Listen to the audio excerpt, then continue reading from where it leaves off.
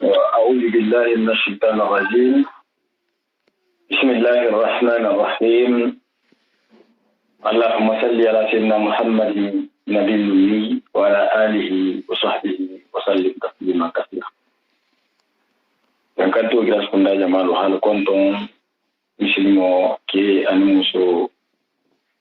hafobe yanko assalamu alaikum wa rahmatullahi ta'ala wa barakatuh. Hanna kontrol khare khandinna khalifo ma na ke mo ba kabirun futatuwa be ma so ba kontrol khare shari silama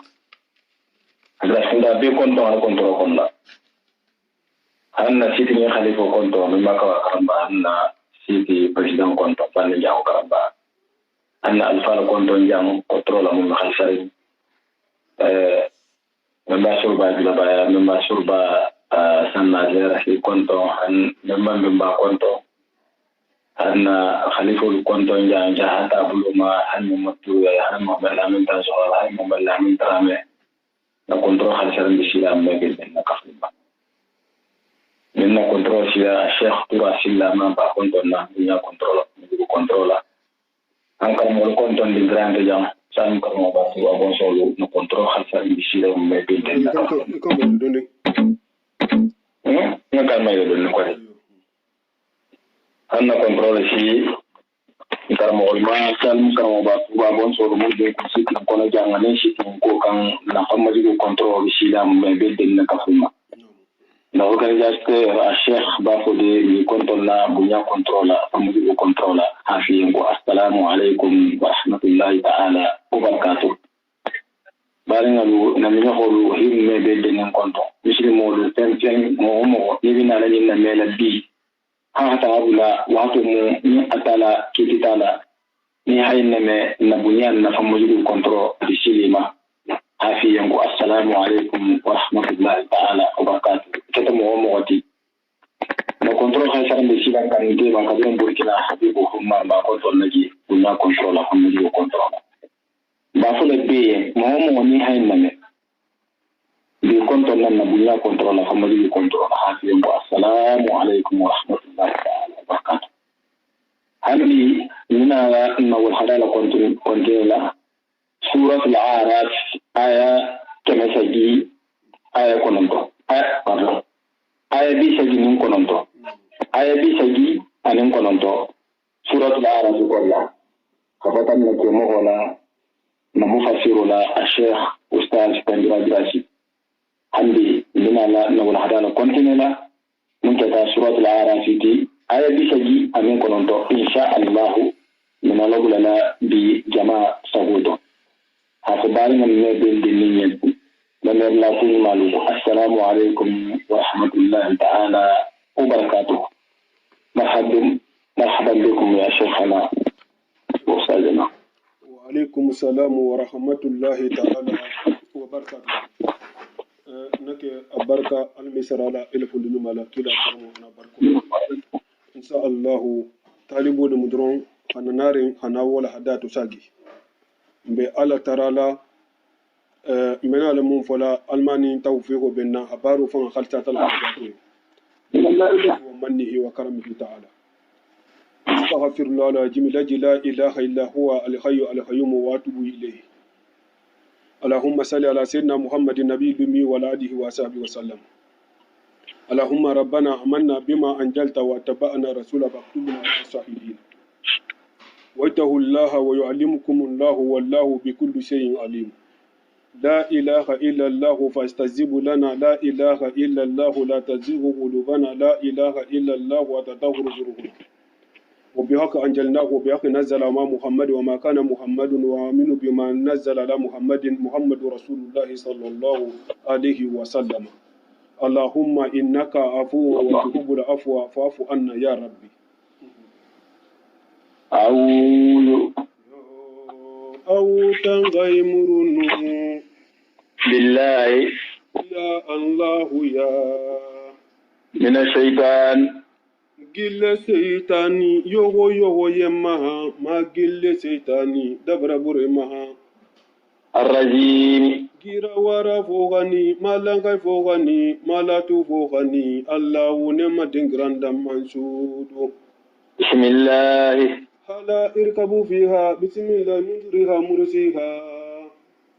الرحمن ادعوا الله أو ادعوا الرحمن الرحيم إنه من سليمان وإنه بسم الله الرحمن الرحيم. نعم آية دي سجي أنا كنت سورة الأعراف كلها. وقال الملأ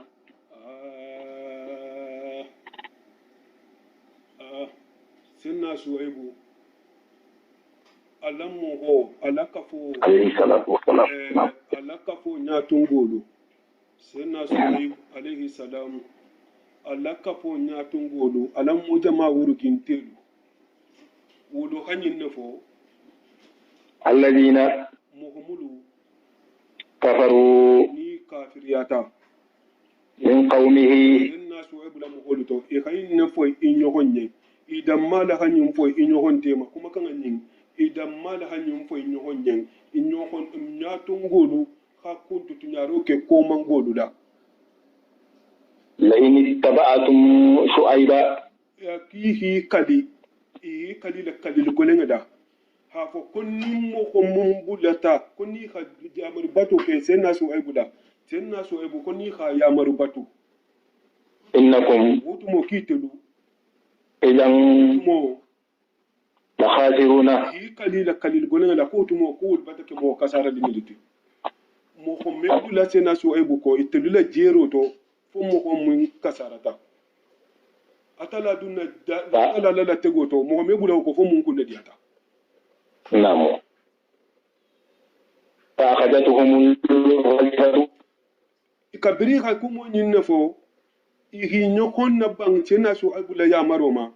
ala tala la ya marona te la tego na tikam atala ha senna jibril ya mari kana son koy kunto bar sanin dugo zanin abbe son koli kunto dugu jara jaro wala folo hi soto فأصبحوا ina tana da bang جاثمين nyum gilalu ti kumbalin kun kai be fure ma إلى ila lolu kono الله أكبر الذين adala hadali akumba han kutuja ho muhumulu كذبوا mulu kha fan nyandiro ke شعيبا sai na so aibula mulu kha aso ala kila ya to habko kila ntati mulu man so ama كأن لم يغنوا wolula bantale sate woto kine ne mamba du fan فيها sate wo kono hakki bitun kunta banta ibele banta tew الله أكبر kine الذين atala hadali sile akumu ho mulu كذبوا mulu kha fan nyandiro ke شعيبا sai na so aibula كانوا kella na tana ke هم الخاسرين da fan ke ta kasar modi itele dungo ko mu la da na so aibuko ko le kasarata atala do wala makite le kasarata bai tele na tana halaki duniya jan ikulu ko wala aljama itele kasarata الله الله أكبر فتولى عنهم kabirin ya hankato na te kan ibe kala gita sai na so aibu ahi ko ladi ila وقال akodun to wa hanyin ne bange يا قوم akatelu mo holu لا kadita alala قد أبلغتكم رسالات ربي ngam marigo le kila le salu male de marigo hanki mun kasabola nga bele salu male ngalu al ko de sunin tili wato mo mebe to gudo no danke no moto ma ja fa nga ke rasulati tide asanji bale kiko asan bale kiko de abi ko kila le sai hawatu wici jambale kiko kila le sai ndole sina so ebu ونصحت hawati jambale kiko de hawati jambale kiko de hawati jambale kiko dul ko sina so ebu atefanga anin sinna ibrahima tema dul ko bemba fula bunu mikail bunu sajara bunu madiana bunu ibrahima نعم sai so to le petege mbemba mamadou almuni mala mala marisaho أمنا ملامة ako ahay bangen nyala ako sina so ebu a benta abenta dum musu koto ni salu mu yin sifalati bento tirko ndo hata konton godun na hankiyama ko parce que adin sa yilmo ikilase na so kele aba sa so ke kan ngono to besi ta ya si isa ta ditranga la besi ta itati na hanki nda na so kan maje nda na so kan ma na duwala bola wolungo ako se na so ibu wolungo bange kenya ko se na so ibu ako ka ni be mo ko se na ndu ko la ko mo man se sutati ka ta la se so ka ta la kan ko se gulu kabiru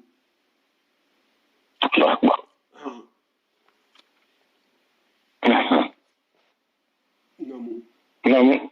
ونسأت sina so ibu ayin bange akunnan kuntu diale ngan de betu dia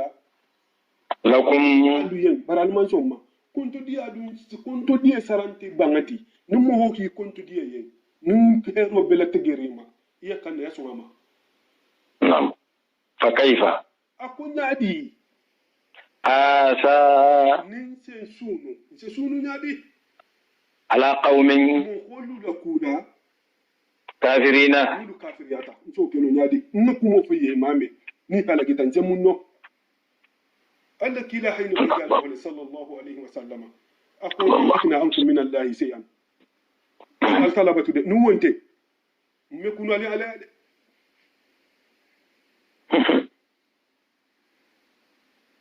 وما أرسلنا انت لا هذا من نبي اقوى من نبي وما من نبي النبي مي وانت كيرين أرسلنا ننها منكي في قرية ساتي دوتو إلا أخذنا أهلها fo sate wo dun ko do nu hiban kila wo ma fo ngawo mu ki sate ko no mo wuri ngawli muta بالبأساء fo har ya golen da والضراء dangar golen لعلهم fo sa nu toro man toro lati kan يضرعون isi dalaka sa tala ya tubi isa son njale wudo kamma نعم ثم بدلنا مكان سيئة wakola ni ihi dalaka si wonya ningi la kuja ko wo ninga wo dingira ma fali yen haki yen herati haki yen الحسنة kunyumati haki yen firinta nin jata kendeya حتى أبوا hay bulu fengu siyata nemo siyati bulu ajidi ta وقالوا imeta la jansa de isin nefo قد مس آباءنا الضراء akodi ko قد مس الضراء akodanga rotunga ma ya rokelenu آباءنا mfa koto du lambe mbalu mfa fana tu jangar lo وسراء so ni afana si soto nyimu nya hanjo tete ngana ila koto kunde nyimu na tirelle فأخذناهم altalla hadali kamba sena dugundi ye wolato nuwo tumbe jari bulula sa taki parantu ya tayi muta بغتة habareto وهم khatra bi mutalatu ma atala fa bi mutalatu ma atrawu mu howlu لا يشعرون. imalu atala li hankato tumbe na kan wati minna de la bisidi الله أكبر. ولو أن أهل القرى Allah bangandi atala hadali akko muhammadu ba har na khataranu sate kono mo howlu sate ni na mo howlu kila mo na ta mulkan wonya آمنوا nuwal tun son ta almanu anila kila do واتقوا ibe silanta altala nya ihiso wo kafri ala na ala kutulu لفتحنا بركات nse hero bunda la kanu عليهم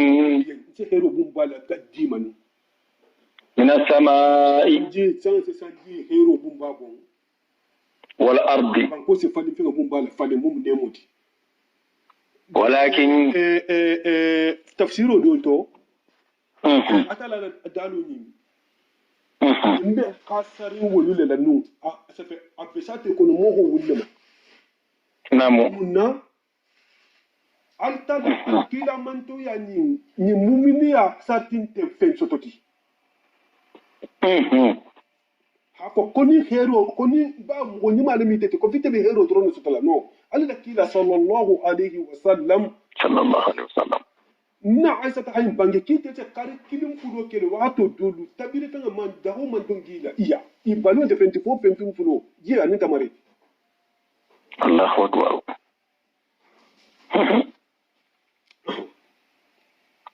walakin bari kazzabu wolu man atson inga kila mai mason alama ika kila mo fan nyalla dile ya kila mo lu fan nyalla dile فأخذناهم atala hadal kunna tani bimbahu بما fengel sabuda كانوا يكسبون timbe mun bulla barala kila mo lu fan nyalla deto أفأمن أهل القرى yo atala hadali afo sate kono mogo nyidu mogo mulu mbie kila mogo lu fan nyalla dilate fo makangolu fo makango nyidu fi I halimani ala sotoba أن يأتيهم بأسنا kata la liya hankato hanay kan woni mani abeli yin hafa kata la liya hankato meta hanay kan بياتا suoto وهم to mo minna wolu نائمون ibe sino hore be ni adi banku fo woni mani abeli yin ba ni batala so so la ban أو أمن أهل القرى fo sa te kono mo ko nyudo mudi je altala so so la te mula kila mo so so te fo itu limani atay mane ba أن يأتيهم بأسنا ne ya hankato hanay kan ضحى tiloto وهم kata do to mo minna telu يلعبون ibe tulu la be batrante ya fo woni mani atum beli buluba أفأمنوا fo halimani ala sotoba مكر الله atala la sin konto konondoma dongo la so soto na hayi mutakimi fo wodi man yala bi bulu ba katala titel mutalaba فلا يأمن مكر الله njahaze de mugo kemme li mania altala la tego atala la mundi mutaro atala la yankato la baro aso so lato mugo me li mania uma إلا القوم fo mugo min الخاسرون mun kasarada atala batulalu atala du nyumalu wuce atala batula hatare ibisilan limfan ila baru fa be mutakan fanta mutakan altala batulalu wuce altala batule isatra ibisilan din fo altala fa bi le batu mutakan fanta mutakan ala so so la isatra wala batala so so la be ila tigri بالله wala akini algamal wucita filanna qasabu atala so be le limaniya ila tigri ngasaba si be le silam almungi silam من الله أولم يهدي afo fonyi mumma lankene maba yahdi jang ya beta bayano la nyinina fonyi mumma lankene maba للذين mo hodi yin يرثون الأرض mulu be banko ketada mulu be na le sigila banko kan من بعد أهلها banko dun ko du khale gilin koda mumino mulu to taje wonya mo anu mo mulu to banko nya kan fo wolu fanantum fonyi man nan kan may ya ul fanan nyentun numba أن لو نشاء ha fo konni har nin tun ngani na nyininu atala hada har na tun ngani na nyininu أصبناهم nji fana mutanu na ja hankali بذنوبهم junubu sabula mun nga do hal gi nyamena fi I malum mo mun nya kisite na min la fitan nji fa njo I fana mutawu nyanu الله أكبر ونتبع na tampuro ke hadata wundo ke على so de قلوبهم me nyala فهم wolu لا يسمعون me ka wando ko wetu so fi ma de ko nun na le ni na be kele nyale wala hake senna umar ibn abdul aziz radiyallahu ta'ala anhu dondo e hawla manyinin ka ako senna ma'awiya ani senna ali temo ko jongo bato ya yin kai ne la ko yin kalbi mun kela allu dino nyanyini alkala khalla kisi wo yelo made allu ne ngala kisi ajun boma ina tana bunu ka ta sai boliya ani kila ni sai bolu tema sallallahu alaihi wasallam ani mun tamita makka ka fo do tema wotu go na ta do mo do na tana wuli jama'atu je ko bari ko fulan ka fo fa tumi kila torla kuna atte tum motinu tafe ko ka ne si obe to ban ko do safa ko maka do fa kila sena umar kayin a koy intele miroto ine tar la jonto wol floto kila say bulu ba fo fulan ka ful ba wo ala ka fulan ko yana tege muluma woni da hakila ne ga wonya kan do la tege muluma dunna woli jonto kila ma ida haluna tala tumi muluma na ni teme tati mudi hide amba woto altala na mun natige masatan to ka mo meli man ya altala ma na amun natige do na wol tege de na madu ko fula tala jonko na gelle man la tugo batel bulu abasa fansa gol fanato min Allah be ata rano ma selu baki tilika qura adala hadali akulu musatiti muhammadu ba atisati le joti de na khussu mbaka khanya boro ke alaka ite muhammadu ba yen me amba iha mun ki baro lula mun dun ko lu ki baro la sa te mudu tambita nin kila mo ko luna ti kan mun tambita ni la kila mo ko tema atisati wo dolli joti nga mbaka khawle ki baro sifa yenten kila mo ko dudu anya hawle ko sifa ten folo ولقد جاءتهم رسلهم ولولا كيلا لونا تي كني بالبينات دليل جيسي أمان دليل جيلو تمر بلانكي لمارين فما كانوا bari iwo make mume kila muholu seke ليؤمنوا so kila mu uduma inarin ko le kan inin dalili gewo بما ni so fengo ma كذبوا so ya mun fan yandi من قبل dan min habulukum min hablukum من قبل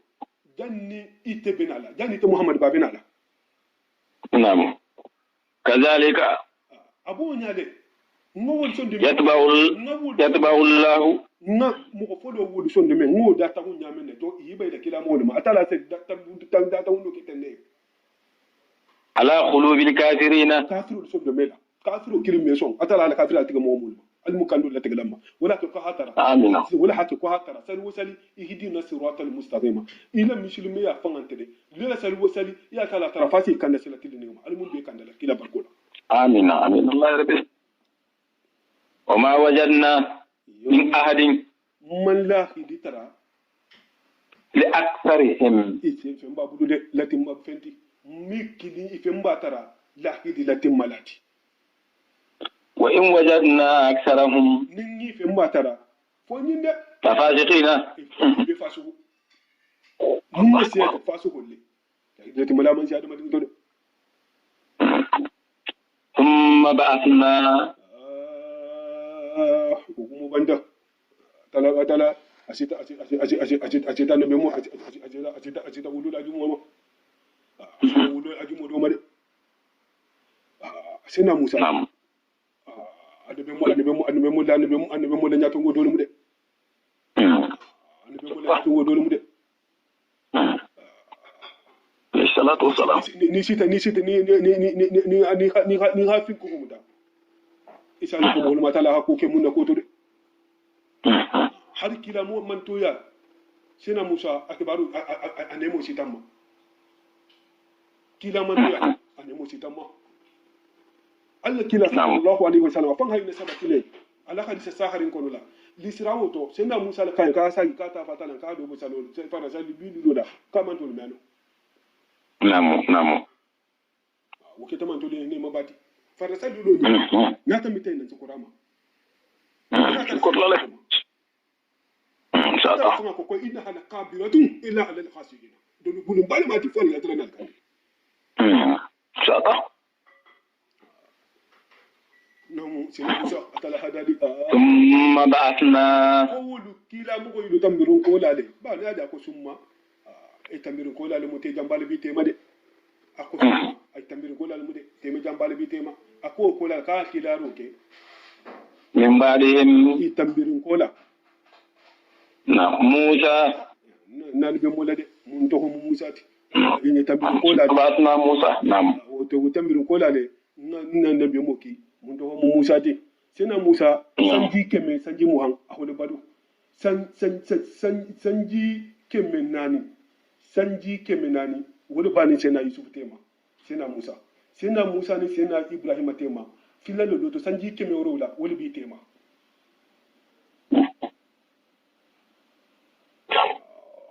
ayatina atala hadali akunga kinna ka wakulati dalilu siya mawdu wolle jama sena musa ma dalilu ke ila fir'auna dalilu siya ma dama dalilu do minke ala asa do ko mala dalilu dolti wal yaddu akonyo mu dalilu dolti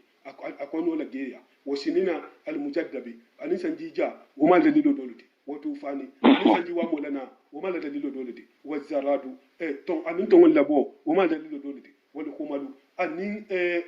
susu humalu ni dol sabo ko susu lomu susu mu jamandi woli mu koboti mun sedu nyoto hanotinya dol ko nyamoli mu mun sebula mu hokko ngoto wal difda'u dol ko toto fana mu ala dalilo dolati wa dammu yelo fana mu ala dalilo dolati wa tamsu halu da burgo ha kundu halu ha mailama wa fana mu sena musa ala dalilo dolati atala hamun dama abe fin ko dal soro nyito fo tamsi wo fin ko dal suratu yunus al kono insha Allah na ala alini insha sama atala sena musa dalu kama karabana atmasa ala amwalihi Allah akbar mun tambi wa malai tambi tan firawuna temale muti atala haki do kan wa malai yo atala haki do ila firawuna atala haki firawuna le kan ila firawuna na'am wa malai anin firawuna le mukodu firawuna ni firawuna mu alu haboliti atoko mu walidu bunu masi abu bunu rayan firawuna fa alasiloto mo dole togo mu ko firawuna mo dole saso dole alamu bar atamiti la mazal kono kabdu wata mitabitu mo sigita wono to yo be to la ko firawuna sanji keme woro firawuna holo balu sanji keme woro sanji keme na mun ke masala andene mo ku golende na masoto mun gwaye woni na man kala akuni to dole mi ka bu murata dole safa ka bu abasi atimu firawuna fulani walti cena musa kita moma firawuna folo atata isa folo mo konka bus bunu masa abu amma le kato walla ruwayu mumiti atemu sena musa la firawuna ti bara firawuna sama na tamita de bawo firawuna cena ibrahima la firawuna waltu mun murudut kila man to ni firawuna wa ma abu jahallati atala haki firawuna le kan firawuna mu firawuna tide sanji keminani abe masala san keminani masala ame bo ke futi bina nani tibina aka man atala ha ko betu dawula ha man mar biya makila fanka Allah akbar sena musa ni sena yusufu tema sena yakuba tema sanji keminani sena yakuba bonsodu mulu tumbe bani israila mulu bata kali hana sigi misra sena yusufu jamano wolle jidita dinketa ni fulo ni dingilu ni mamaringilu wolle jidita sena musa be kilal tumomina hatare bonso bata ta go wulu keme woro bari firawuna bati muta sena yusufu ni firawuna muntilo benta wo son tamale ya ke nyatongoti haka ta misra nyatongoti kabiri wata mita na domin na tana na koma mamarin na tana kafiriya hasagi bin ba da dino ma kado yi da goti Allahu akbar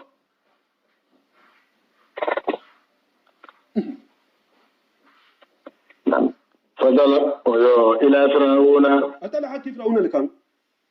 wa malai anin firawuna lan ya tungulu firawuna na jama'a firawuna musa man tumi firawuna ko de fadala mu bari ha to nyigo leke jali mu ya mu ha fenga la pilasi la aman kan la pilasi munna iya kande nin kila na ti kan anin dalilo ira songama bari bai man songama wala ko fa jalla mu e batala pilasi la man kan la da jammenna namo ya jali maro ke biha ala fandur atala hadale ako muhammadu ba fele roke de kaifa kana akibatul mufsidin mo ko tinyari la lula bangnya ketanya menna kafiru lula bangnya ketanya men Musa la ko karande aw shata wal mo ko sinna Musa la ko ko kulo mun na faso to atala fanga man ko fanga da mut aman ku mun ya sifa folo de anya hakila fanga bele kanya hala kun fase na Musa la ko lale akala sa ga de mo ko kurun la ko da banya ketanya menna hana nya sifa sile ça fait il tout le folo il albanta nya disile awa tout le sile ngana nya sifa ku nya ta won amanya sifa folo aka yenne ka na Musa ki Firawuna mala na la mo holu baraka mo kurun la banya la sa وقال موسى أبنا لا نأسف لا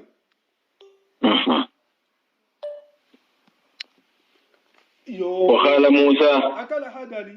أكو سنة موسى خني نبانجي كبري أكل هذا سنة موسى كبري هاكي إسوارني أكنت هذا ننجو نعو أتى دم تلا أسكنت جام فيا نال سنتان سنة سيسو روما يكو زلا تغازي موسى أتوكينونا بارانو سينيون فسرلي sina Musa abin alatala ha aki aboto Madiana akala haki Firauna ma anaringe asiringe Firauna ma akabange mun fayen atala nya wole to shagi hakumo le teriya akoje na Musa ayine bange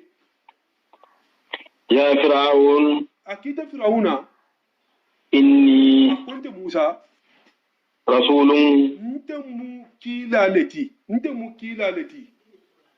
min rabbil alamin fatan da finu lu marugola iman fina Musa bangenya je adi sa bangenya je sala ko Firauna tun ko katimu alalati dole sa ko inni rasulullahi ilaykum ntemu alalati ila ni hanalikan bari atte ko Firauna yenne ko inni rasulun min rabbil alamin ko ntemu kila da fatan da finu lu marugola ba fanan bi da finu lu marugo ko no de parce que hayita la hafo ko te nyamar giamu makali ko wonte margiati marginta ti da fe be mu me be marigo be la wala hake ko suratu shara ko fa atiya firawuna kiflo na ta firawuna kan fa qula iflo ko inna rasulun ko de mu kilalati min rabbil alamin hafatan da fe marigo da bar da ba ta mu fa hafa ko sina Musa la abange bar sina Musa la bange wa ni sina Haruna la bidin bange ni na ibera hafo namu ko ma rabbul alamin ko do mu da tinu lu ma rubuti bar wonde soro ko la namu haqiqum atala hadali akosi tena Musa ne bange Firawuna ye akonyi mbata ke haketi alayya ala an la aqula ala an la aqula ha fo kum kana fimfo ala allahi ha altala la koto nu da hala adam ndi altala la illa al haqq foto nya nte me fimfo hadim ndi altala la foto nya wol mu o batake hakoti nkanna mu kila ta fatan da fon be marigo la te fe wol mu te marigo ko da fo marigo mi hal jidukum mbantana lu kan fanan bi bayyinatin dalili geti لربكم فتنا لما يقول حفكو كم كيلا نتي نعم فأرسل يخلو كيلا يا بولا روكي مي بني إسرائيل يا خوبا بون سولولا يخم بني إسرائيل كم مودو بيتا منو كان يهي بولا نيغا ساقي فالا جمانو ونيا فاقي سامي جمانو كان يبين بالا دوغوتو با نيبي تونيا لكريجا يا ساقي كو يتا سالا باتنو نعم قال ولا حتى مو هني ما دينو atala menyina mo ba dinyaku ala menyina mo ba dinyaku de yote kuma nyimena la tumo min khatara wutu mo tunta ala batu kan rawda li hakilo tinya hila nyina ila gino fangala الله أكبر قال فرعون كو إن كنت نعيترتا جيت في سنمتا بآية دليل دوتي إلى كلا يا ما حفظ كلا نميتي فأتي بها أنا تناجي إن كنت سارتني كتا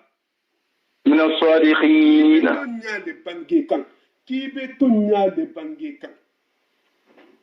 نعم فألقى عصاه sina musa kabrin firawuna khanyi fa yin jammenna akala dokko la fay akala dokko la jolon فإذا هي ni ado ise do ngaje ise kitan dokko keta ثوبان sa bati مبين sa mu fanam bil ken mari sa fam fangal firawuna kabrin fa sina musa yin jammenna akala ko su abanu majan ko su abanu ko sa kumbaba akama suratu khasa ko ko ka annaha janu ka be ki ko sandingo koto mu boda ko ko kala teriya ala teriya sanyi na kuna teriya ke ko sandingi ne bar ni kaje sa do ko mante de ka bada fara do ma hasi do ma na hada laka don ko nyabi saki sa kabra khan do ko bula sa keta aketa ayene mata aketa sati sanyi be masila nin turo ba kun habada kotota ada bi goma ada la ta tiframna leta si santuma fan Allah akhi kotota ay alo leta sana asata mai likilindi aki agiri ta firawna nala muhulula ibala eta si kono la jama keti nyonto firawna fa ki bori bobo tala wonno woto dol ko ka boke si nyake minan hatra membo ke tiro kono fo tibinan Allahu akbar wonu to mo hono ketiti nyonna mo parce que kabiri lo ban ko musa bina la firawna ya c'est fait bena tele ko mo abita mi nyamena mo hono ketiti nyonna tawul ma ko buskila mo lo turti nyonna mo wulta ni fula mo fata sanya sila nyabula sangi di takabita la firawna mdal tena musa ha samuta sa kete do ko ta abu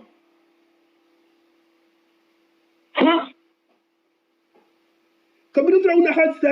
saje abina rama afanga sonkota akoya musa an sudu ka billa jar salka anta akuswa akum batti man so bulala munyiki amuta doko keta samuta sakita doko ni boru kola da firawna akono manja hafata sanji bina ni kola ani sana musa bin wanda dabban da firawna na ja man sana musa kala khala silan amma sana musa mutano haka ba san kola annal jabarin dunya ha ku mutu tato da sana musa kuma jitar mutu gwa haka gido tibita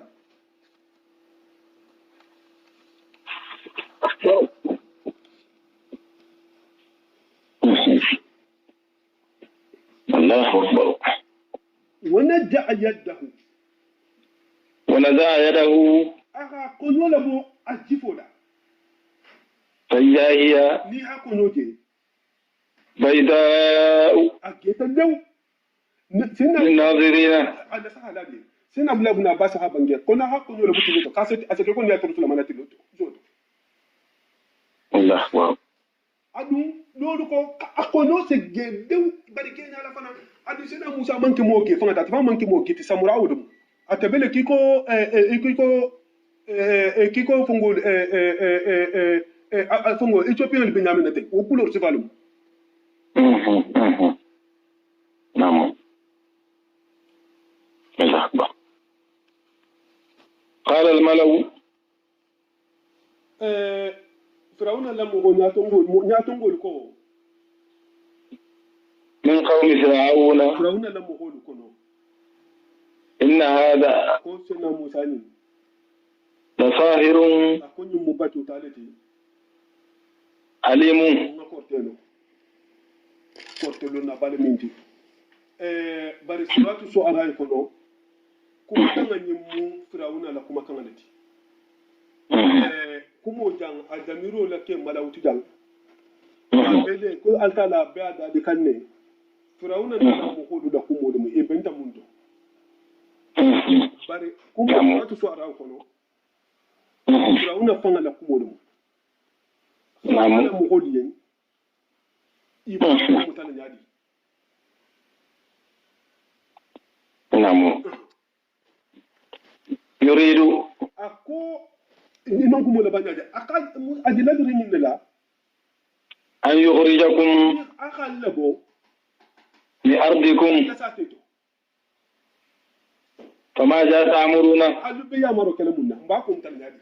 ati bi to kala no mata be mo be ni ka jonge ba ko mutan nyadi قالوا ibenda yimne to ibeko أرجه akoy ka sena musa ki habula surveillance la hamuta sabe hatuya indabla ka silade bari hatun kan tay yakwa kan tay buri وأخاه na tata وارسل wotu mo firawuna hakilaro ke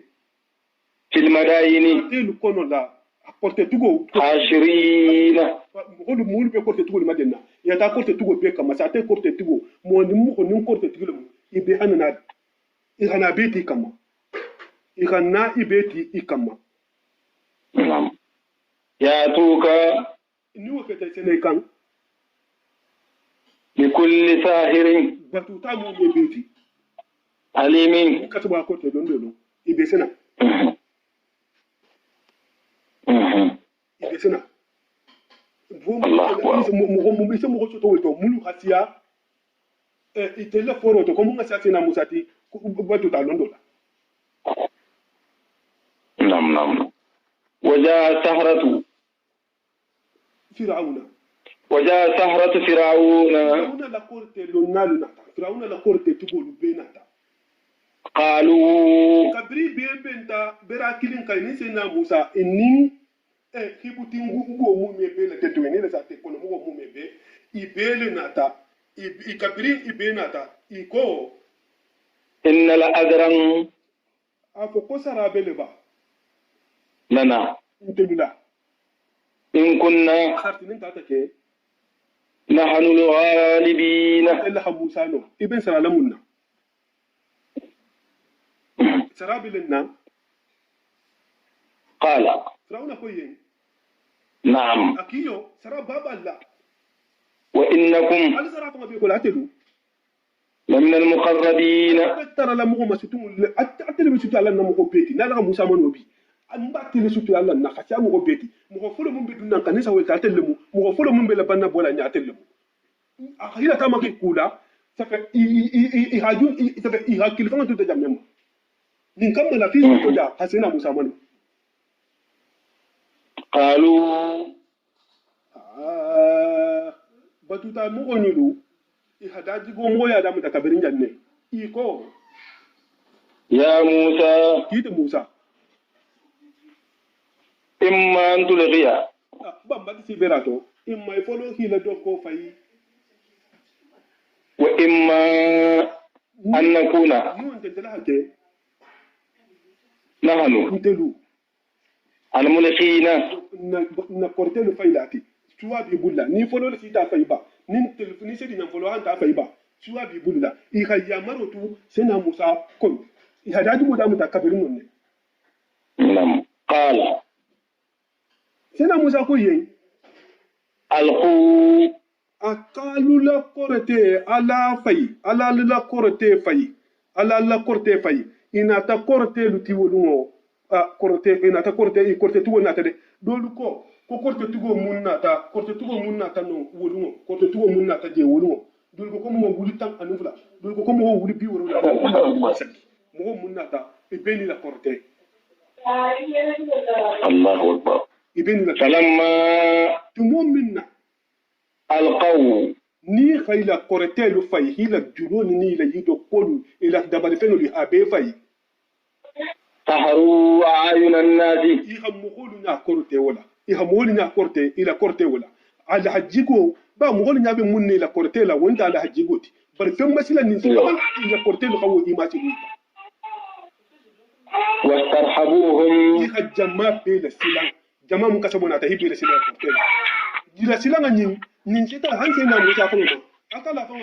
atala fa hada le dingra do to ko fa ujasa musa khawfan so fe sena musa afan jatti fa silan tale ila korte el fayrin الله أكبر وجاءوا inata بسحر korten tolumo عظيم korte wala habunde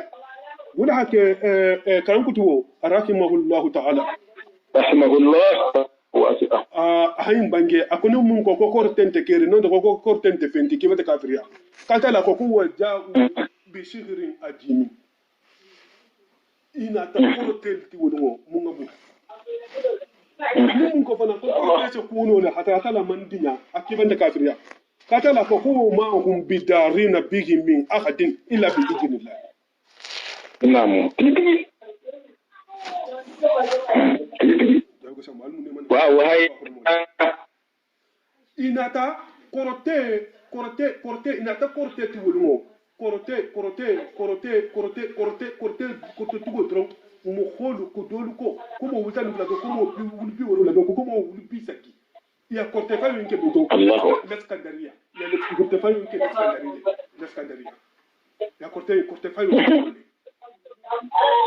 naam l'escandaria naam ala ni mo kene sama dono ya korte mo fa ya sosi ni mo kene sama dono asosi Allahu akbar wa awhayna atala hadali akunna tanan kila inna wahyoki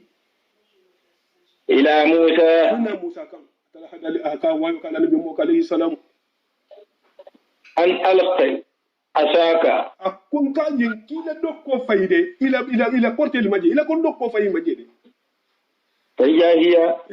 kamra dokko fay te dokko intra talaqaf apaka kunu noke ma beneda ya afikuna itimbe mun fan nyandi kan ko korte dem ila korte kasabo nabi bulla aka be la kunu korte ni haje nugo mukke me sabadono ko do ko ka be la kunu na haja la ka ada faru no ko nyabi wo aka be kunu ibe melul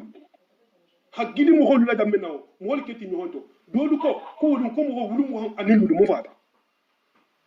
Allahu akbar sina Musa samuta ayel mata akata dokoti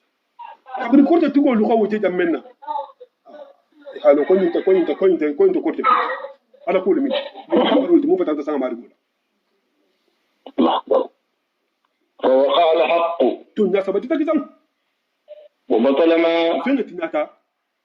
kanu ngatanu ya'maluna ebe mumbara korte to فغلبوا launa nana mo ko sagita هنالك ingrawto ibe manota imangani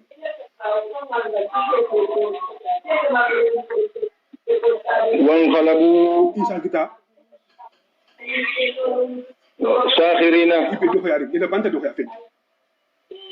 نعم ولقي السهرة korete tigu kotolu korete tigi kotolu bitigu la korete tigi abata bam bitigu bata kan wo tubiri ngite korete tigi kotolu wolu na tana boy ساجدين sujudu la ta sala kabrita قالوا isunta tun nyama iko ko nyinte nya ku minjete nyinte korete kote ni mu atala kunti iko آمنا akonto bata tun ala diro ke mataso برب العالمين da finga be mari goma frawunan ta alati da finga be mari goma ko mari go mataso رب موسى wani bu Musa mari goti وهارون ni Haruna نعم الله أكبر inta mataso قال فرعون Firawuna ko آمنتم afalu son talaba به alkin da Musa ma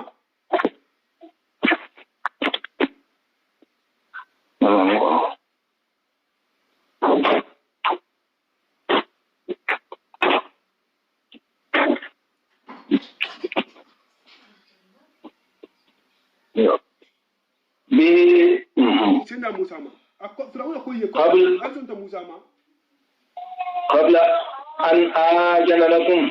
man dinya luma gandin bi dinya la luma ba Firawuna la miro to mo man kan ku kele sa te woto atamman mun fo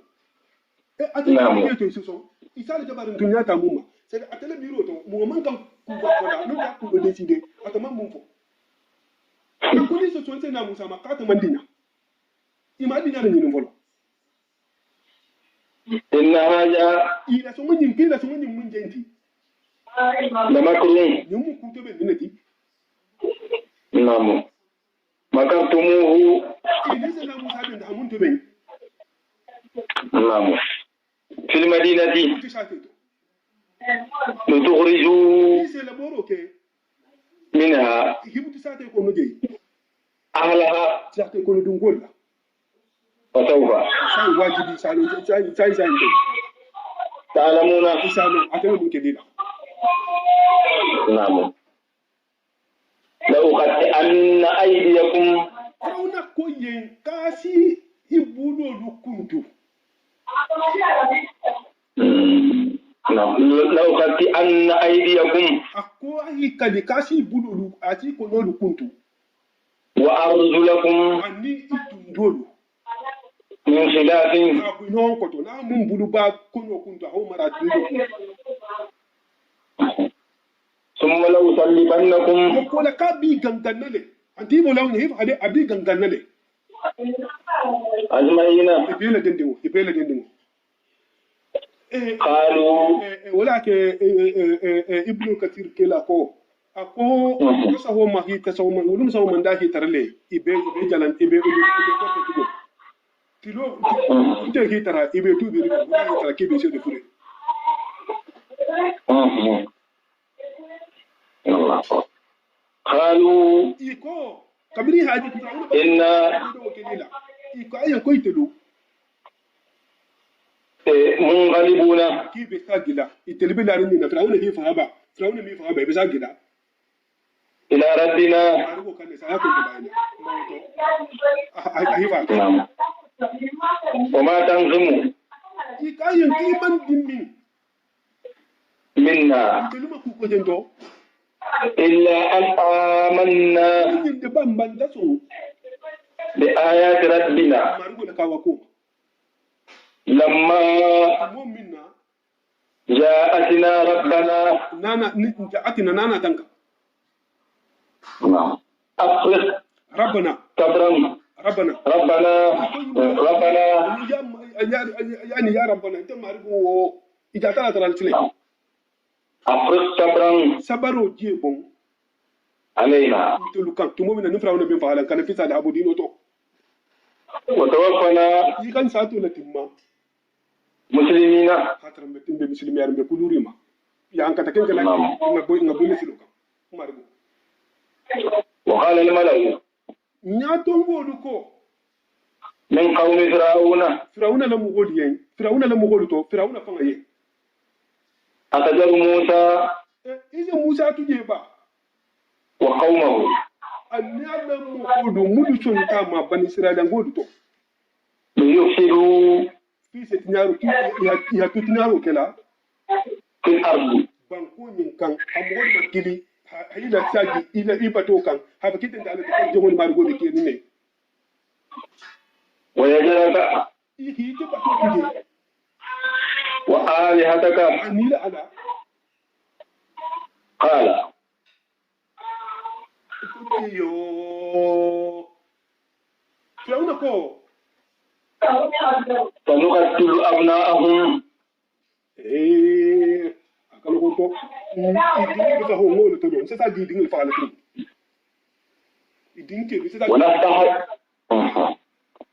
ونستحيي نساءهم idin muso do ngol tuje wala ken na bayruti وإنا akwai to firawuna talman sa ya نعم قاهرون wani mu kattaman rata wani mun no lati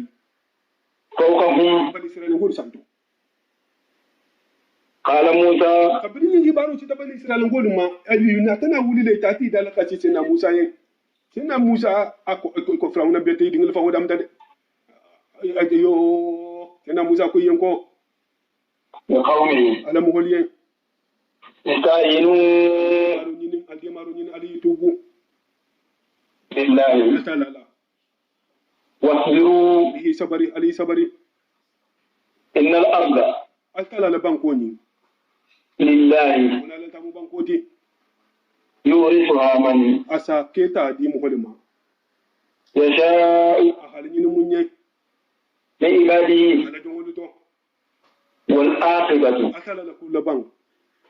للمتقين. وما لنسلنا الذي علي توب تعالى له وما يتوكل على الله فهو غاسبه صدق الدولة جن وبلغ رسوله كريم ونحن على ذلك من الشاهدين.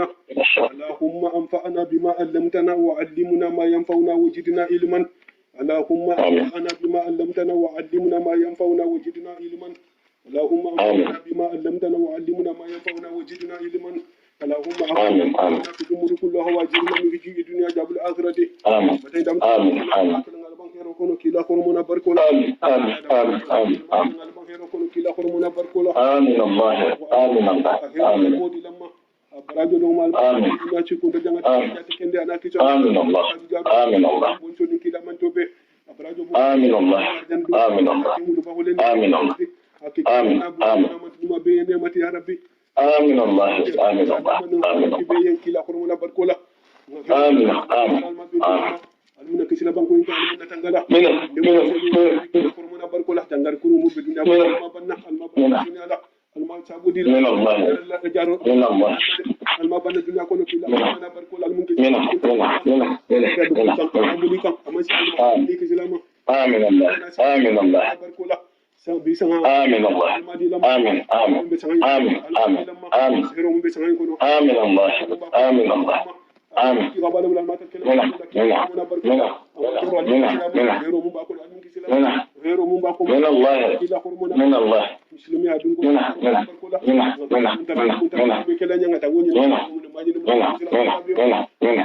من الله وما ذلك الذي بيدينا ذلك الله يسير سبحان ربك ما يصفون وسلام على المرسلين الحمد لله رب العالمين لا رب العالمين آمين بارك الله من كلام شيء لا والله بركوته جاب كندي المادي جاب كندي المادي حاجة وما كريه شيء ما جاب كندي كلا والله بركوته أنا مو شيء تاون بالنبي اللهم صل على سيدنا محمد صلاة سيدنا محمد الأحوال وتقضي لنا بها جميع حاجات تشفنا بها وتبلغنا بها خيرات من جميع خيرات الحياة والموت برحمتك يا أرحم الراحمين يا رب العالمين. سبحان ربك رب العزة عما يصفون والسلام على المرسلين والحمد لله رب العالمين.